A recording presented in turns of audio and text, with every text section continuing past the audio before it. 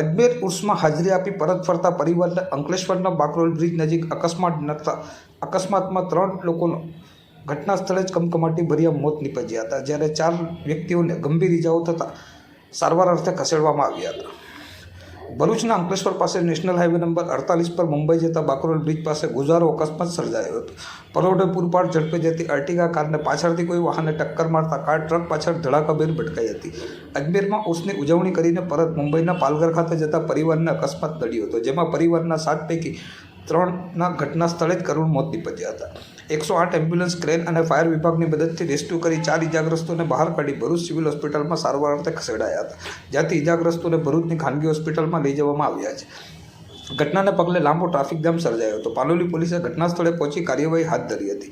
મુંબઈના પાલઘરનો પરિવાર અજમેરમાં ઉર્સની ઉજવણી માટે 6 જાન્યુઆરીના રોજ ગયો હતો. ત્યાંથી ઉર્સની ઉજવણી બાદ પરિવાર મુંબઈ જવા પરત ફર્યો હતો, ત્યારે અંકલેશ્વરના બાકરોલ બ્રિજ પાસે આ પરિવારની અર્ટિગા કારને પાછળથી કોઈ વાહને ટક્કર મારતા કાર આગળ જતા ટ્રકમાં ઘૂસી ગઈ હતી, જેમાં અર્ટિગા કાર સેન્ડવિચ થઈ ગઈ હતી અને પરિવારના 7 સભ્યોમાંથી 3ના ઘટના સ્થળે જ કરુણ મોત નીપજ્યા હતા.